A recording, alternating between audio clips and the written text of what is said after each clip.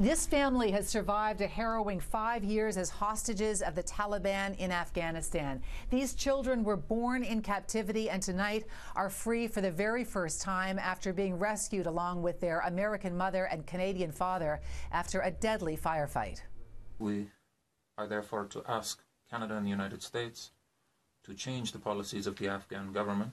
For the last 5 years, this is just about all the world has seen of Canadian Joshua Boyle, his American wife Caitlan Coleman, and their children. Desperate pleas for someone to do something to free them as their toddlers fidget in the foreground. I can only ask that you will please quickly try to resolve this for our sake and the sake of our children. It was almost exactly 5 years ago, October 2012, that Boyle and his pregnant wife Caitlan were on a Central Asian adventure when they were kidnapped in Afghanistan. Their first son was born some months later. Boyle wrote a letter to his parents, shared with the Toronto Star, about the secret flashlight delivery of his second son a number of years later. A daughter was born this summer. It was only 3 months ago that Boyle's parents posted a plea for the family's life on YouTube, a desperate message to the captors. We're Patrick and Linda Boyle, and we're reaching out at this time as Ramadan ends out of concern for our oldest son, Joshua Boyle, his wife Caitlan, and their young children.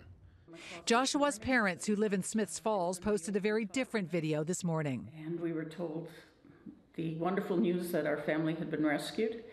And then 20 minutes later, we were allowed to actually talk with Josh. So that's the first time in 5 years. The Toronto Star's national security reporter, Michelle Shepard, has been covering this story extensively. And Boyle's family told her that he was in the trunk of the kidnapper's car with his wife and children when Pakistani forces overnight rescued them. He said his kidnappers were killed in a shootout that left him with minor shrapnel wounds. The last words Boyle said he heard from the kidnappers were, "Kill the hostages." Earlier today, Boyle reportedly refused to get on a U.S. military plane headed for the States over fears he would be arrested because, in a strange twist, he was once married to Omar Khadr's older sister.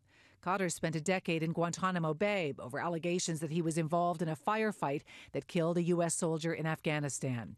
Investigators have ruled that Boyle's hostage-taking was a terrible coincidence. The couple has told the U.S. military they want to fly commercially to Canada. The family is said to be in relatively good physical condition, but clearly it will take some time to determine the psychological impact of spending the last 5 years in captivity. I'm Avery Haines, City News.